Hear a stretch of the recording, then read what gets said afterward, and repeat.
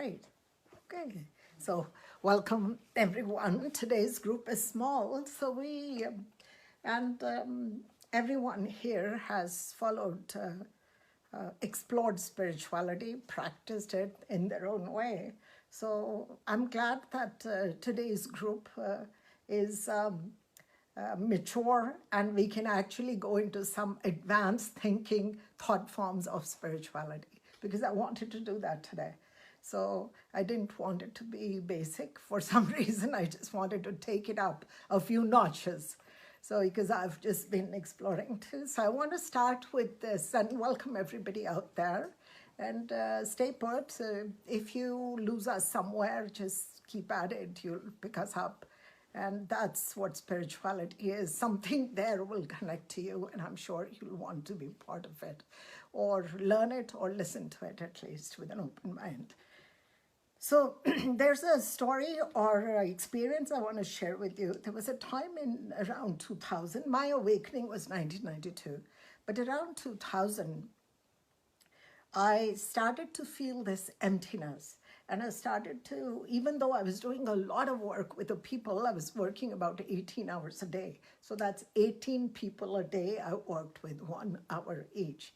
So I had no time to myself.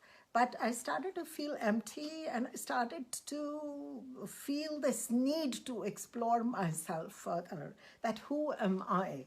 So I could see what I was doing. I could see that absolutely I had access to a field of intuition, intelligence, and wisdom, which was not there before my awakening to that degree, to that scale. So I wanted answers from myself, just to get to know myself more.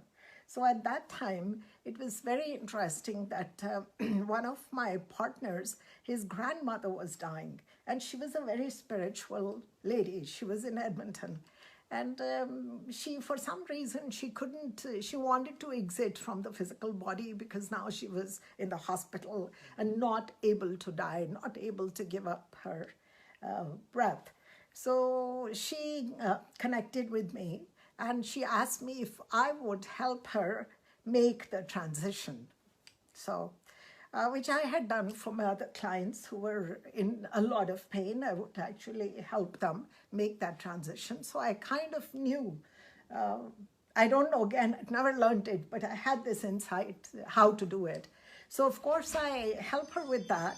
And then before she departs from her body, she says, if you help me with this, if my transition is really easy and effortless, that means that I want to wake up from this death into the astral planes with the same knowing, same knowledge, same wisdom. I don't want to lose one iota of what I know today. And that's the transition I'm looking for. So imagine that, because there's usually a forgetfulness. We don't know our past lives. We don't even remember what we did a few years ago, a few days ago maybe, right? So, but this is another, in spirituality, we can access this wisdom, this level of intelligence. So she said, so make sure that I go to the other side. I have my relatives or whoever else will come to receive me. I'm guided and totally protected by her spiritual guides. And then nothing is lost from this life. And I want to wake up to the other side as I left here. So, and then she said that, and if you can do that, you can do that. I said, are you sure I can do that? Yeah, you can do that. And I promise you something. In return, I'll give you something. And I said, what are you going to give me in return? She says, well, you want to know who you are. And you haven't accessed, you've accessed a lot of the gifts, but you really don't know who you are. And I'll put you in touch so you can see for yourself who you are. I will come back after so many days after my transition. So the deal was done. You know, I didn't understand how she would deliver this, but that's just a promise. So it took us, maybe next day she passed away or something like that. And when she was passing away, she was telling her, she was giving messages as to who had come to receive her and everything. And as she was going through her transition, it was like this transition was happening through me, so I could feel and experience everything she was experiencing. So I saw everything she could. So I was able to say, yes, now her brother's there, her father's come, there's a policeman there, and like I described the entire event of her passing away. And that's exactly what she was telling them in Edmonton, except I was in Winnipeg and I had no physical connection with her. But I'm going through this. So 3 days I lay down, I couldn't get up from the bed, and I helped her with this transition. So coming back to her delivering now the promise, she comes back and she starts to give me wisdom and very interesting information. At that time, it was information. And then she said, okay, I'm going to give you a very powerful spiritual technique where you will be able to access your past lives. And you will, whatever number you access, will answer everything, why you're doing what you're doing, who you are, why you chose to be in this field of spirituality, where are these gifts coming from, everything will make sense after you've seen those five lives or 4 lives, whatever. But this meditation will put you in touch with your past. So I was pretty tickled, and as she said, 40 days of meditation, so I started to do that meditation. Sure enough, I think it was about 42nd day or 3rd day like that, where I started to have the first experience. So, and I had 5 experiences, which actually molded my consciousness, shifted my consciousness, and made it was like accessing all this wisdom of so many lives. And then I remembered what Buddha had said. Buddha said that you don't need to meditate to de-stress. That is not the reason for meditation, to be de-stressed, or it's actually to transcend with wisdom of the past, the suffering or the pain that you will encounter if you do not transcend. So, and that can only be done through meditation. So the meditation techniques that he suggested, and the reason for that was to tap into the wisdom that we carry from one life to the other, or the collective consciousness. So we don't want to start every life as a student. If you woke up every day not remembering who you are, and then having to gather that knowledge or whatever, how is it possible? And that's kind of what happens to us, because we forget. So I always had this question, how can you forget? If you know, how can you forget? Unless you choose to forget consciously. Then you can pretend.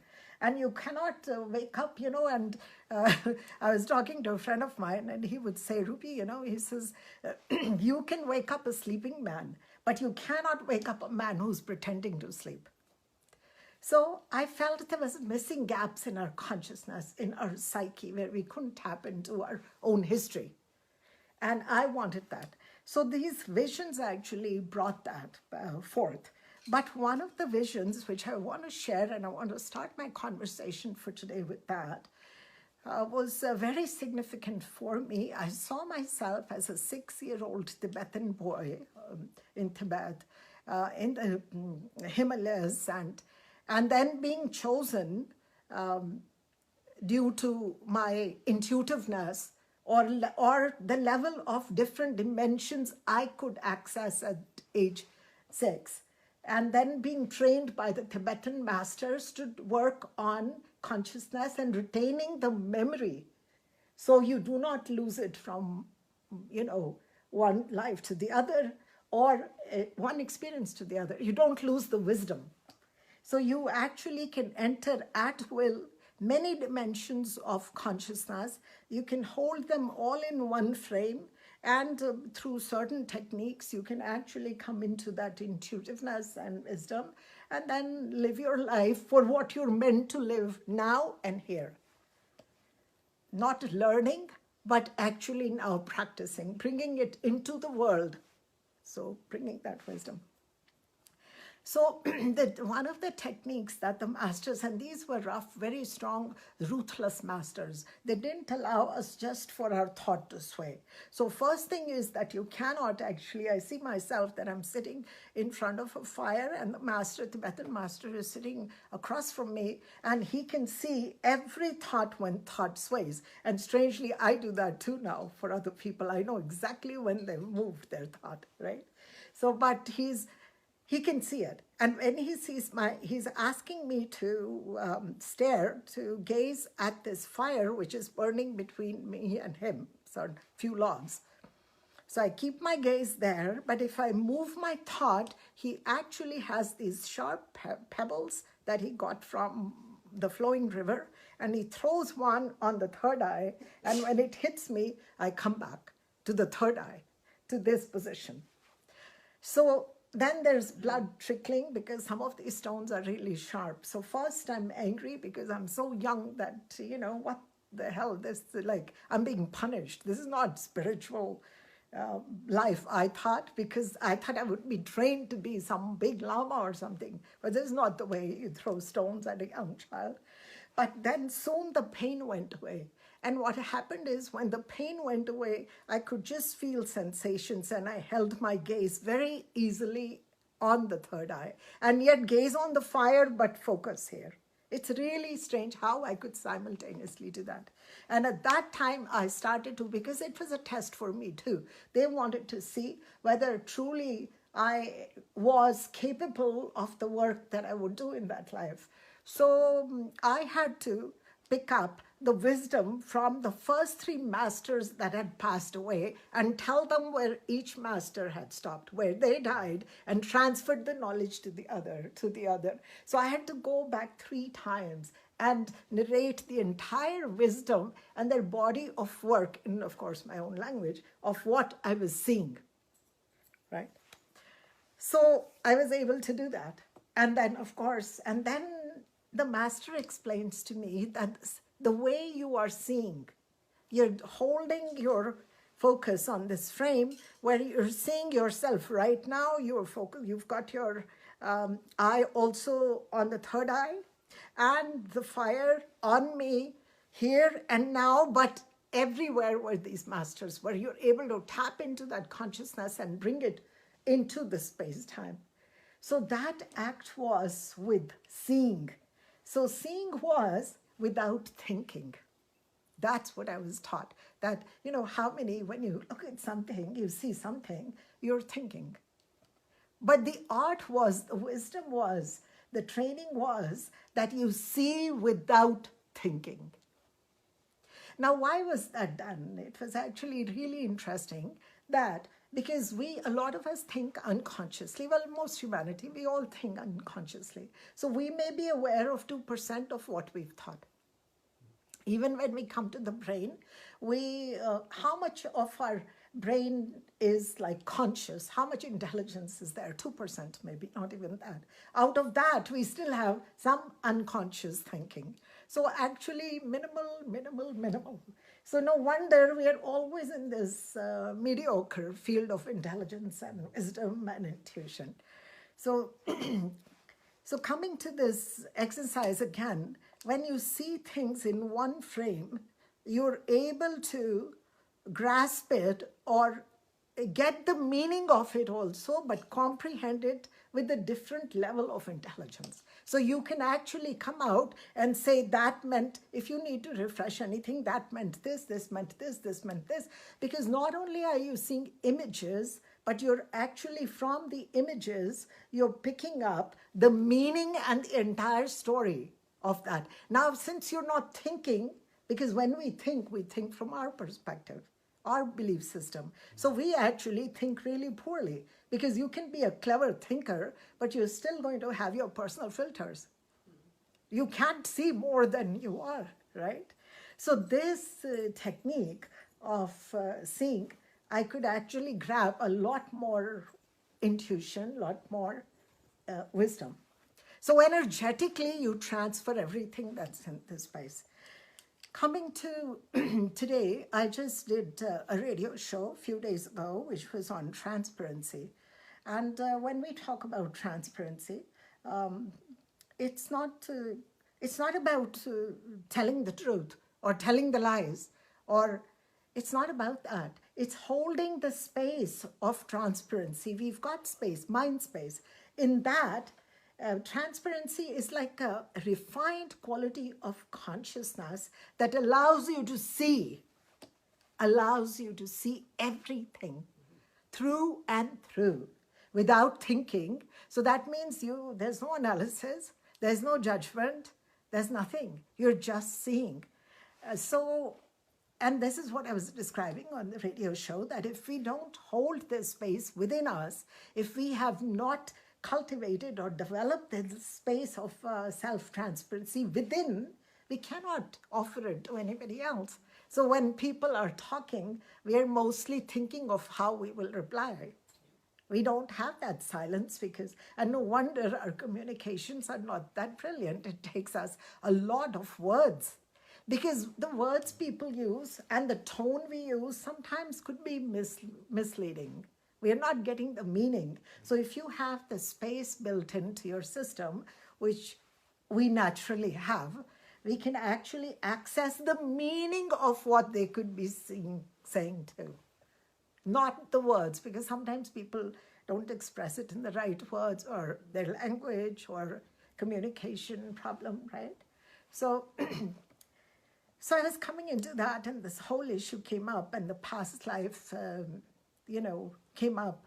And then I remembered, of course, I had seen this there, and no wonder that's the system I use of seeing without thinking. So another thing is that when I'm sure you all have experienced, there's a lot of thoughts that we deliberately misplace because we don't want to look at them. There's a lot of thoughts that we don't want to look at it because there's a story behind it, and we are not ready to experience that story. So this could be because maybe some trauma happened, or some terrorizing thing may have happened, or we just aren't mature enough to understand. So we put that away. So a lot of actually consciously, even what we may have experienced in the thought field is now put away and forgotten in a vault somewhere, but it's all in the mind. Do you know you can access every thought that you have ever thought in this space through, of course, the techniques? Every thought.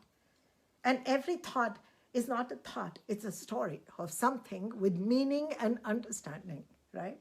But when we look at it mentally, if I pick up a thought from the past, and I look at it, then I may not quite understand the meaning. If I even understand the meaning, then next year my meaning could change, because today's meaning is different.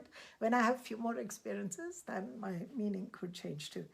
So I suggest that we actually use very, very little wisdom. Wisdom is information that people are sharing right now, which we call wisdom.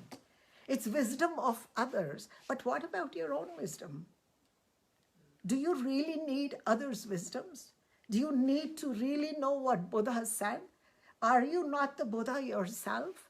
Why are we not tapping into our wisdom, our commandments, our ethics? Those people like Buddha or the prophets, they inspired us to go within and do the same. They did not want you sitting at somebody's feet and being a slave and being dependent on them, right? So I think somewhere along the line, that wisdom has gone missing, because we've gone into rituals. We've actually adopted rituals, and with the rituals, we actually feel that may be enough to manage life. Also, somewhere along the line, we want just enough energy or intelligence to manage life. Now, I think that's a shabby goal. It's a very important goal if you're highly stressed and physically sick. But for a healthy mind and a vibrant body, should this be the goal? You're doomed, because you're already dead. Because your knowledge actually is so confined, you will never move 1 inch from what you know. Now, the danger is that you will hold that knowledge as pure wisdom, And you will challenge others who are speaking differently because you've never experienced anything else. So I think in this day and age, there's, we have a lot of peace. We are not in that kind of chaos that we had earlier on. We are managing well. So in this day and age, I think it is up to us to take the leap and just go a few steps farther than just management. Because either way, how well can you manage your life? Sooner or later, it'll fall. Disease will come, death will come. Are you going to save the entire world from dying? No. Are you going to save people from pain, all of them? No. So if we set up as role models a legacy of curiosity and learning and tapping into the wisdom, we may get somewhere. We may have some more happier people. And I'm not saying happiness is the goal, because I think when you have happiness as your goal, then be ready for a lot of happiness, because what you think will make you happy may not happen. And so when people have peace as a goal, expect a lot of turbulence. So these goals are not meaningful. I think when you come into deep-rooted wisdom, and how should humanity behave now in this day and age, because so much has changed. What is the meaning of our lives? What is the meaning of our existence in 2018? So I think those questions trigger a lot of excitement and vibrancy, especially in me, and I hope it's contagious and it's passed on to others. So today, I would like to do something. I want to, we have about 5 minutes. We can actually talk just to see we're also on the same page. But I would like to, in the meditation today, create that space for you. At least start the baby steps today.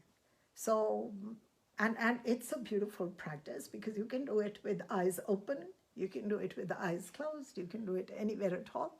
And there's no thing that says it's not time bound. If you have 2 minutes, you can do it for 2 minutes. If you have 5.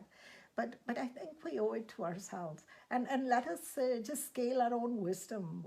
And that we can do by actually taking issue, which was very painful to us, and seeing from 1 to 10, the scale, how much it's bothering us. 1 week later, visit that issue and see what that scale is. See if you were able to make it inclusive, because what's happening is that with pain also was pleasure and peace. Pain never comes nothing comes in isolation. Somewhere in your life, somebody may be giving you pain, but somebody there simultaneously also was bringing peace, right? So everything happens, there's always backdrops to many experiences. So, but somehow our focus, when it remains on one thing, then we only experience that.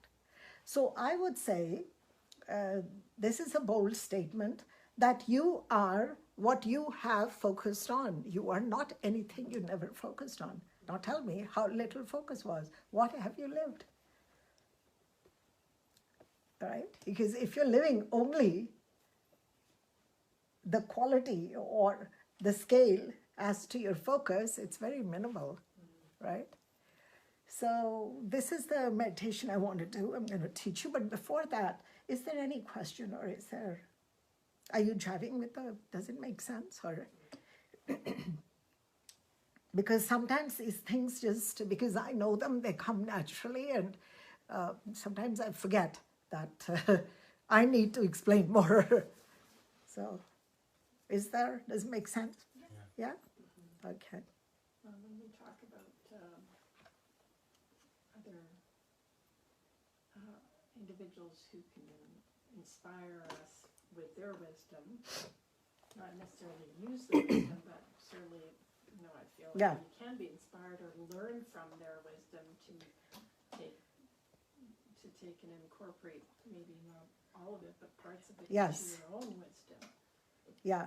I enjoy learning all the time from others. So when we learn, absolutely. I think that is what keeps us young and fresh and healthy. And now when we learn, we obviously learn from what we have inside us already, from our memory, what's stored in the memory, because you can never, a teacher may not be able to take you to a place you've never been before. He or she may introduce you to something, but for you, it's information. And if you like the teacher, you may trust that information and absorb it, maybe try it or do it. But learning is so important, then maybe that learning to make it your own, so it works for you. And how will you, according to your soul frequency, according to what you are here to do, how will you implement that learning? That is your personal wisdom. We must be always inspired by others. We must. That's why we need these wise people, philosophers and prophets and scientists, and we need inspiration. But then how do we convert that into personal wisdom? And how do we access that wisdom? It's through the field of intuition. It's not psychic ability, it's intuition. It's a direct link. So when you have it inside, you can actually automatically, when you see things, like I said, the technique we'll follow, you will notice even in a week's time, your intuitiveness is more. And that's a great tool to actually bring out what you need for today. You can't bring up, otherwise the field is so big. I could be bringing up any life, any thought, but it's that intuitiveness. What am I doing today? Who am I with today? How much do I need to deliver today? You know, you've seen people who keep sharing and they don't know that you are not with them anymore. You lost them a long time ago, right? So their intuition is cut off somewhere. Yeah. And people who have great intuition are very wise, because they're tapping into inner wisdom. So they've taken their experiences somewhere along the line to whatever they did, and they've developed an inner, almost like a voice that's guiding them all the time. And it's almost like a field of wisdom. They can pluck, according to the situation, intuitively what they need. Yeah. Anybody who's done this work, I'm sure, Sona, even in Carl Jung, people must be intuitive, because through years of work, and all spiritualists will be highly intuitive, because you can't touch that field. What are you picking up? You can't be grabbing in the dark. Now, a lot of people, when they think of spirituality, they think, oh yeah, it's freedom to be who you want to be, and because religion gives you the ethics, don't do this and do this. So people feel, oh yeah, I'm free, I can be myself. Spirituality is not that. It's lifelong work of exploring. And with a fine tooth and comb, with microscopic vision, because you're learning and you're growing and implementing and growing, and then you carry from one moment to another all that wisdom. From when you go to sleep at night, in the morning you have that full-fledged wisdom. You have not lost one iota, maybe even through a nightmare. And, nothing is lost. Forever you're building. So that is spirituality for me. That level of work and that level of commitment to the self. And when we have that, we can use that commitment for others. Okay. So let's try this. So I want you just to do it with open eyes first, and then we'll do it with closed eyes. So our goal is, I'm going to, in the meditation, offer, go into silence, of course, create the silence, and then offer a couple of suggestions. But I want you to look at whatever comes up. Your challenge is not to think. When it happened, what happened, it just comes up, imagine like a mental frame. You're looking at it, but you are not going to say, you're so-and-so, and then, oh, I feel terrible. You're not bringing down. I just want to see if you can see without thinking. So you will start to think, because that is a habit. When you start to see, Like you see blue clouds, you'll say, oh, beautiful, I see blue clouds. So don't go to the next step. You just will say, okay? So we will start with, you watch me, and I want you to start with rhythmic breathing. So slow down the breathing. For this, you have to slow down the senses, so it's not fast forward because we've had a busy day. So rhythmic breathing is equal breathing. So that means equal inhale and equal exhale. So just let down the guard, and if you want to do it with open eyes, and if you want to close your eyes at some point, you may do that too. So just basically focus on the breath.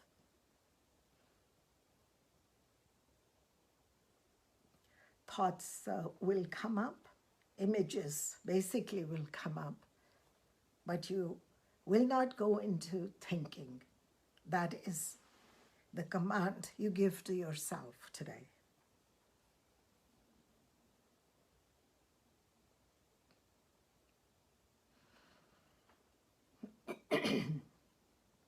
Okay, we're going to make this field quieter.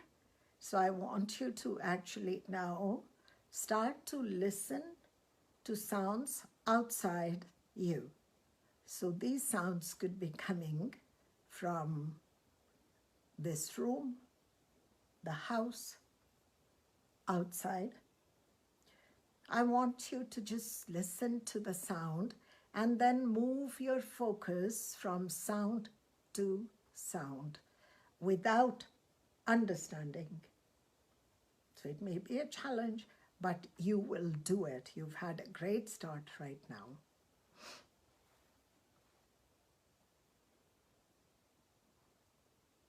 Body is relaxed, spine is straight, nice, pleasant face. There's no stress.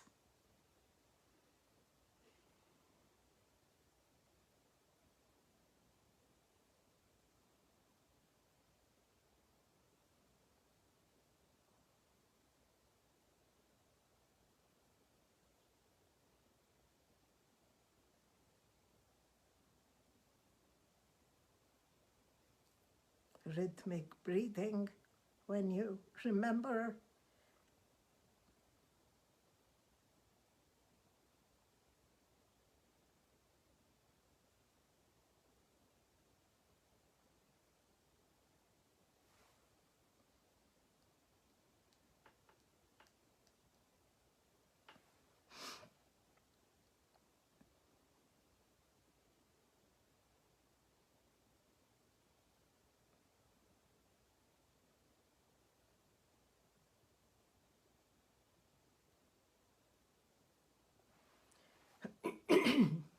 soft, buttery breath, smooth breathing.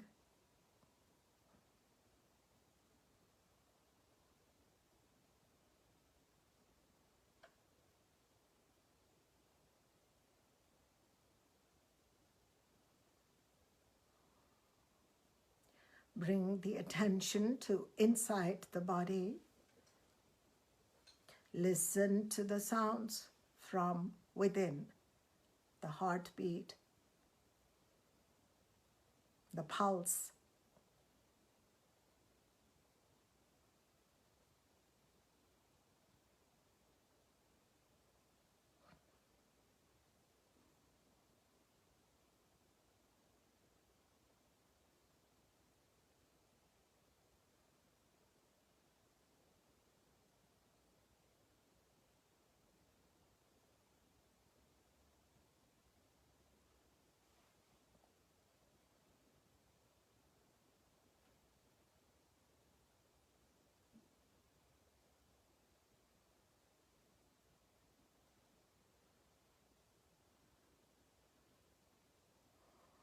Place attention now on the tongue.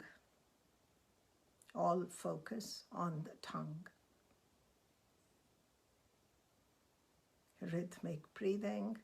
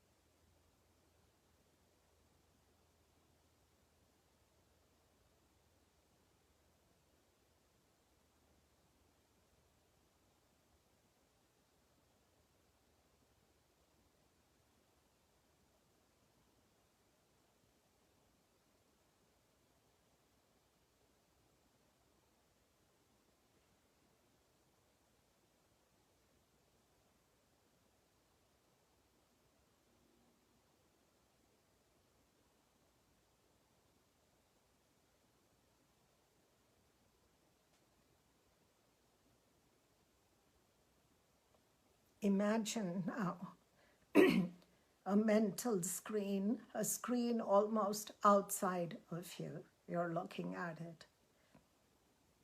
But I want you to imagine yourself there as you are sitting and meditating.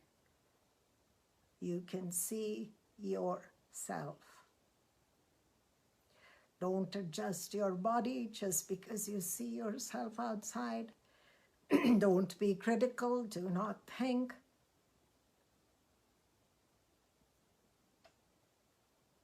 Leave the image respectfully. Just gaze with rhythmic breathing. Do not disturb with feelings and thinking the image.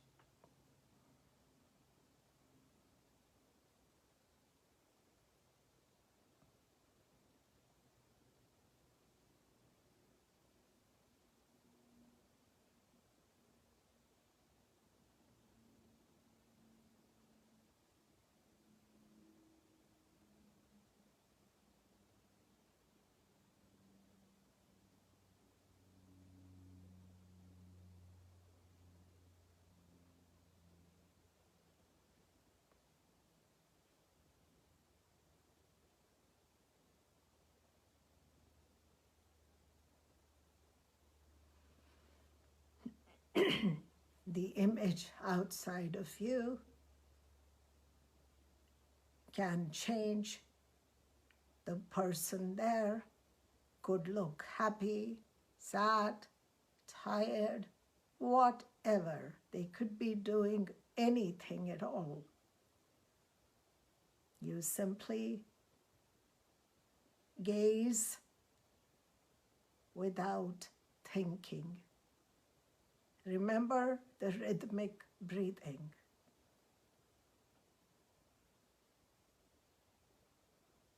Nothing's happening in your body. That's just a mental image.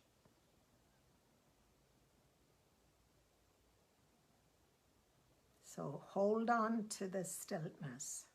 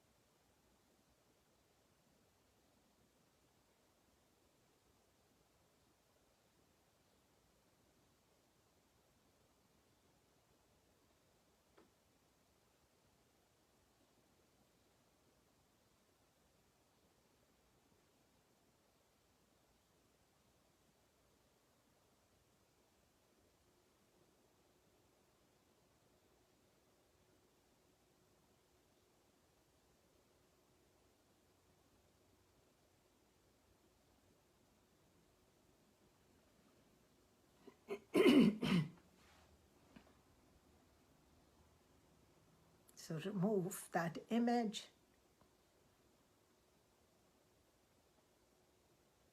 There's nothing outside to see.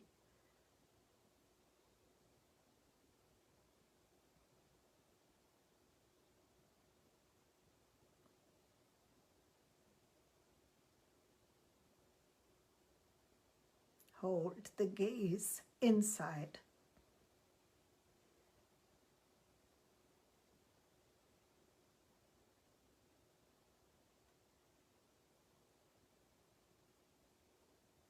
Do not disturb yourself by feeling or thinking whatever you're seeing on the inner mental screen.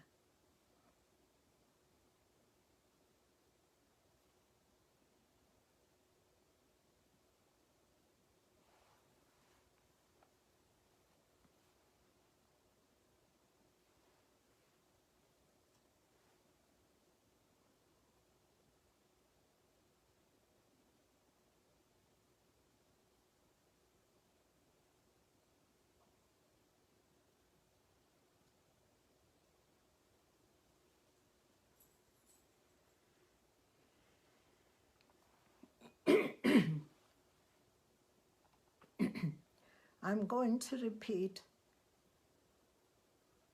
a chant right now 3 times. Remain in silence. Every time I repeat this chant, you will access deeper dimensions of your own mind.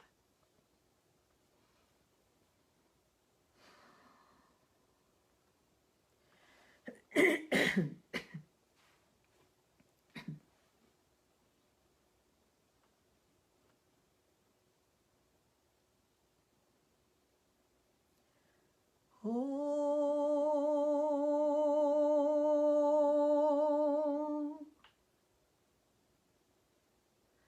Namo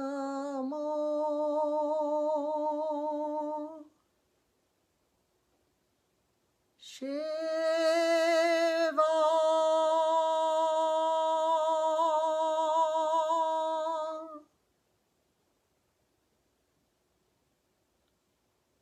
Om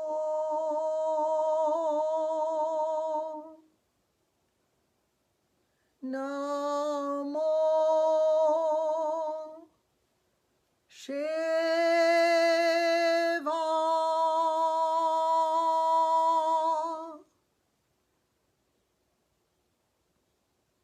Om Namo Shiva.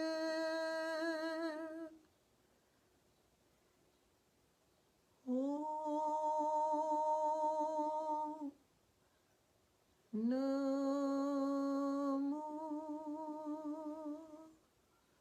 Shiva.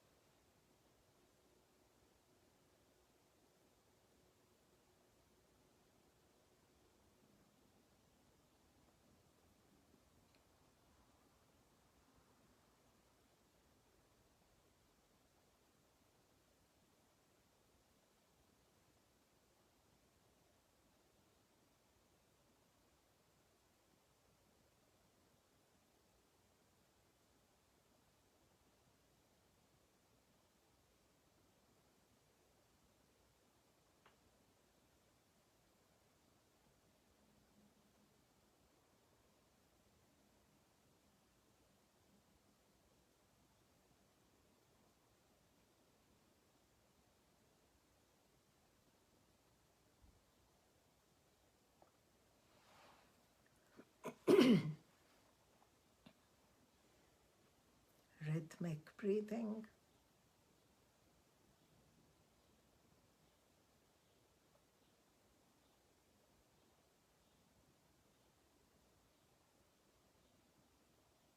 Unshakable inner gaze.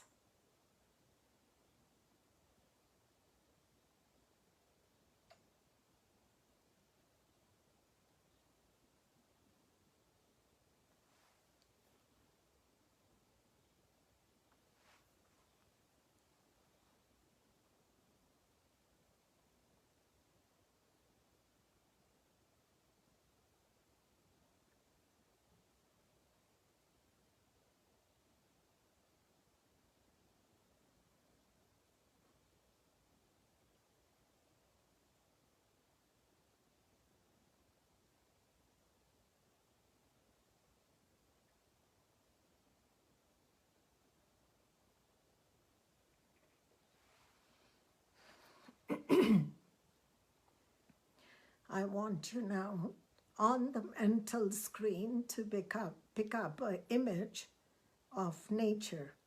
And this could be anywhere in the world. So it could be the Himalayas, it could be an ocean or the rainforest. Whatever image your body and mind need today to integrate this wisdom and intuition. Watch this image.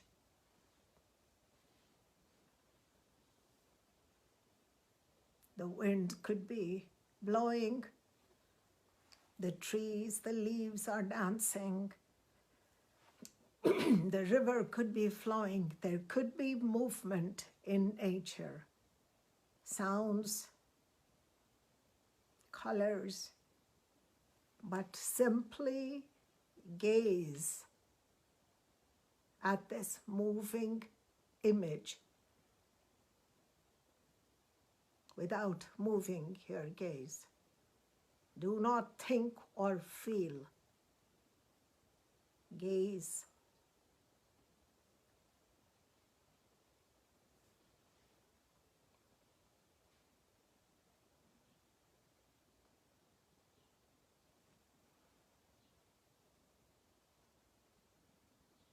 Rhythmic breathing.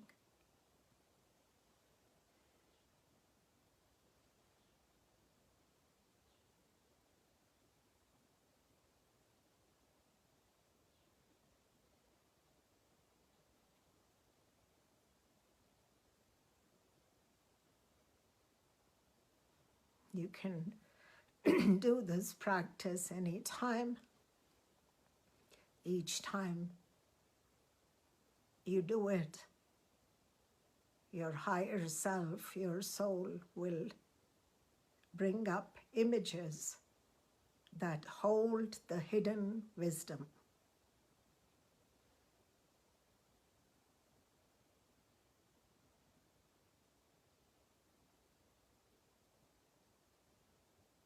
All you do is gaze with rhythmic breathing, without thinking.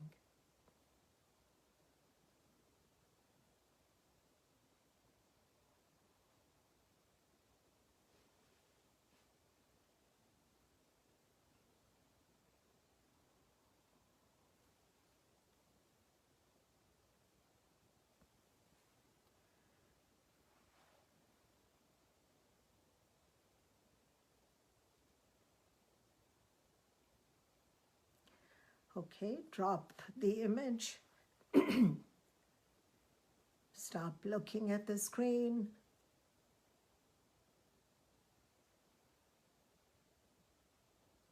I want you to imagine a color that'll heal the body, mind, soul right now, today.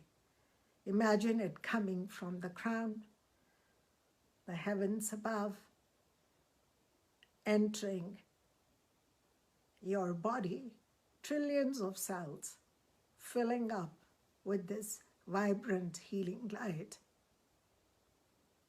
and going down through the cells into the entire body and then into the earth. The healing light anchors you, roots you, so you too remain unshaken.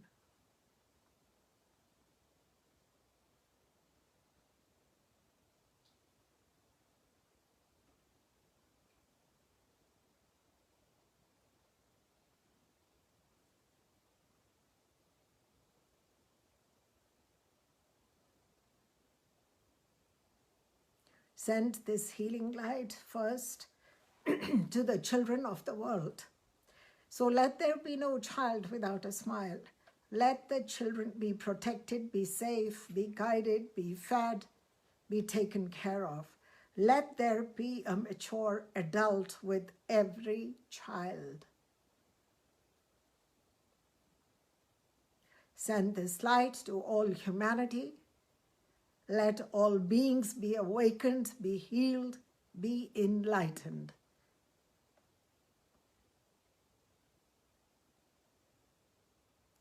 Send this light to sea life, plant life, animal life. Let all beings be healed, and let the planet be in harmony and balance. Your intention is powerful enough to create and to manifest what you want. Let us close with 3 rounds of Om, loud and clear, bringing the energy back into you. Imagine the energy, the healing you sent out is now being sent back into you. So absorb that back into your body with gratefulness, thankfulness from the cosmos, from the universe, from the people, and from the planet. So with nice deep breath each time.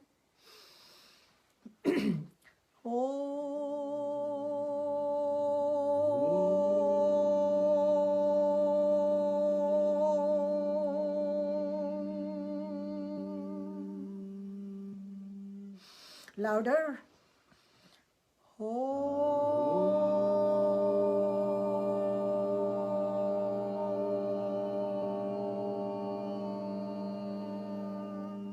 One more time.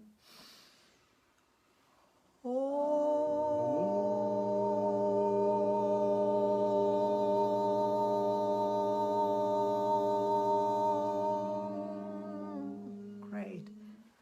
Rub your hands. And then bless yourself, touch yourself, head to toe 3 times, bringing the energy back, fully present here and now.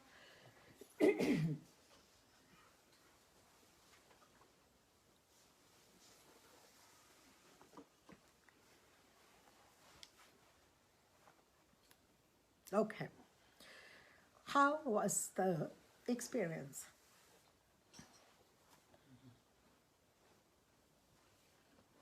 I blanked out.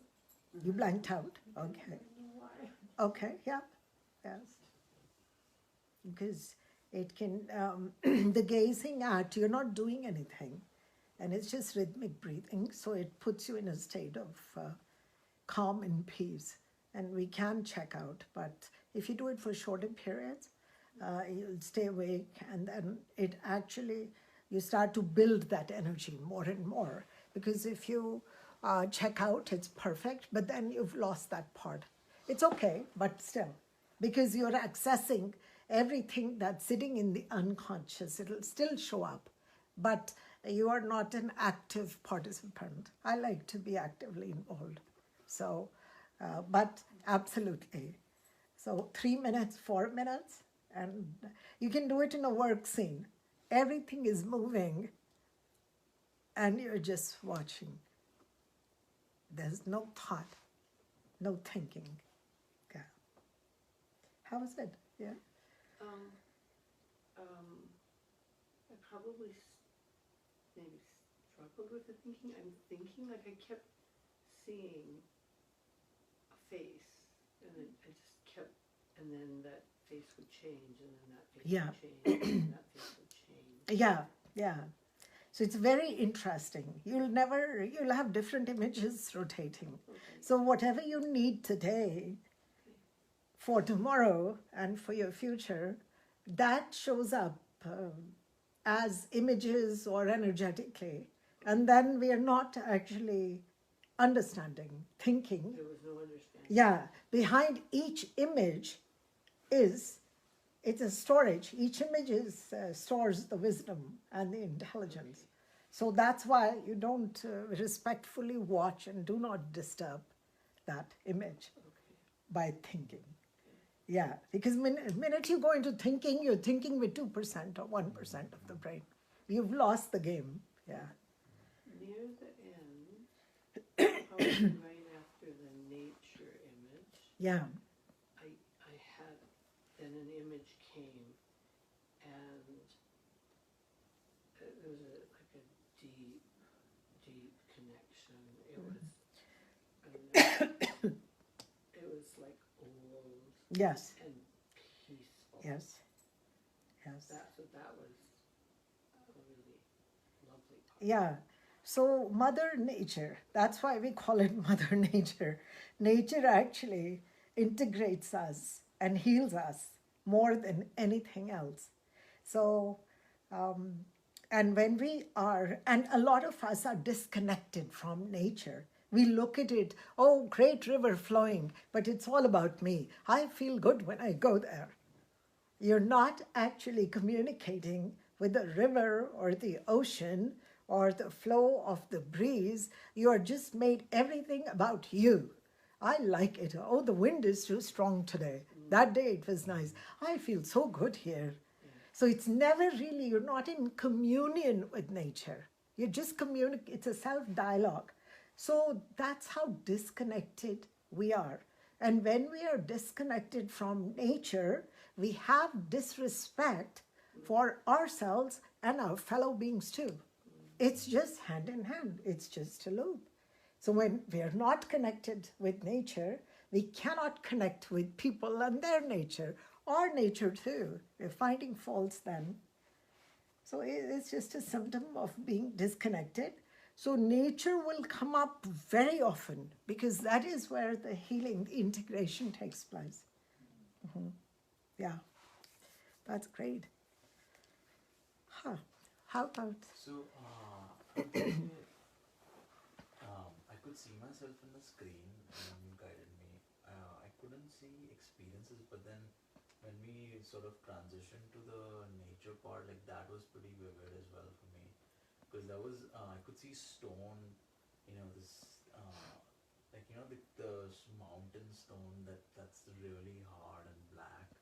And then I was at a waterfall and I could feel the sort of intensity of Yeah. the water, like just crashing down on the stone, and I was there, and like there was the sound of the water falling as well as Yes, the water on yes. stones. Wow. So that was pretty powerful. For Yeah. me. Yeah. Rocks are so powerful because they hold the memory of thousands of years of history on our planet. So when you see the rock, you've gone really to thousands of years old of history of our planet and what has happened to that planet. And so if that comes up, see, that's where we are pulling wisdom from. That's exactly what I'm talking about. There's wisdom in everything. And if we can connect, each image will come as you need it. So if that is the wind, the hurricane, then there was something there that you've missed. Maybe you were scared. Maybe you could not absorb it. Something very unconscious and very hidden, a deep secret of wisdom and treasure lies beyond this rock, in this rock, and you tap into it because your soul will deliver what you need.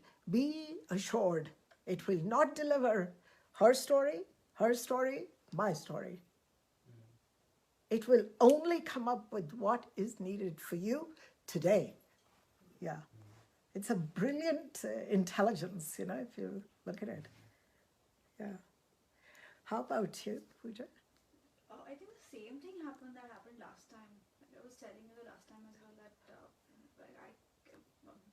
my mind is overactive. It keeps Okay. racing all the Yes, time. yes. I just don't remember any of your words of what you've said, what has happened to the meditation. I probably just Yes, yes. it was just I may have slept or shut down or Yeah. So actually a good suggestion for you is talking to yourself that I don't want to be thinking all the time. It's just a command to yourself. See, somewhere you've actually set the intention to see more, to know more. So the mind is saying, okay, let's give her this, let's give her this, let's give her this, right? And you're able binging then on thoughts. And so these are commands we give to ourselves. So if you don't want that rush, you can simply tell yourself that, hey, buddy, let's take it easy. Mind and body is your friend. And say, let's take it because my intention for today is this. So when you set the intention up front, then your body, mind follow the command. Yeah, but I think I just find this very soothing. Yes, yes. But meaning, I find it very powerful to sort of think and come up with solutions. Yes. So I don't see that as a curse in any way. Yes. At the same time, in meditations like these, especially the last one and this one, it's a very unique way of just cutting it off and.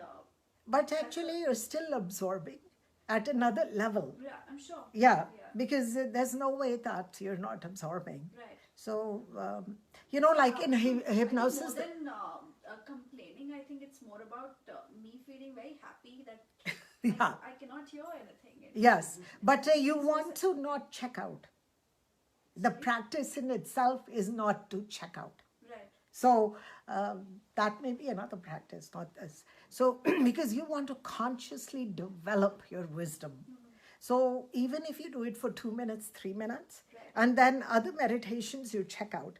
See, what happens is it's like hypnosis. Even when I'm talking at some level, I've gone past your conscious mind because I take you in with the mantra, especially my sound and the way I would speak has. So I can penetrate, or you can have this wisdom at a deeper level. So you're taking it all, and you've got a very curious mind and intelligence to back it up. So you can analyze, you can use logic, you can use all of that, which is your left brain activity. And then you go into quickly check out the right brain, totally some creative. So you're, that's why we are seeing this, which is great. So I would say do it for 3 minutes or 2 minutes, or just while having coffee. It could be the time of how long it takes for you to have coffee. That at that time, no thinking. Try it. Because you've got great assets. You don't want to shut down any of that stuff. But you want to even actually be brighter intuitively, that you just, because you have the capability. So otherwise I wouldn't bother talking so much to you about it. There's a lot of potential there. So how was it, Sushil? Yeah, for me, I think I need to do it a couple of times, because what happens is that some of the practice which we do kind of interferes with this. So, like for me, my energy body is very sensitive. So when you say, be aware of the sound outside, inside. Yeah. So I'm aware of the sound, but at the same time, there is movement of energy in my energy body. Okay. My chakras. So I can't let go of that. Then I feel what's happening. Energy is moving here and here. Okay. So let it move. Yeah. But you shouldn't be looking at it. No, I'm not. So of course you're still breathing. You're still feeling, but you're not focused on that. Yeah, so like it was deep for me. It was I was hearing everything very clear and something. But then again, I don't. My vision is not very vivid. So when you're talking about that, the screen and other things, I see very dark and very, very bright blue color. That's what normally happens to me. Okay. When I do every meditation, I always see dark blue. Yeah. Very intense. Bright blue. So that's what I was saying.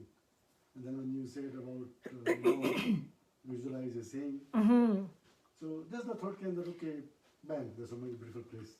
But somehow then automatically it went to Himalayas, and then I was thinking of Mahavatar Babaji and his cave.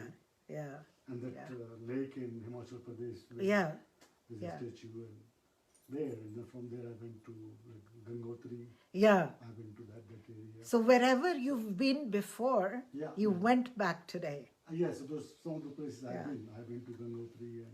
No, also where you may have gone, there's parts and pieces of your consciousness because you meditated there. You were present there in any space-time. And that's when you went to the cave.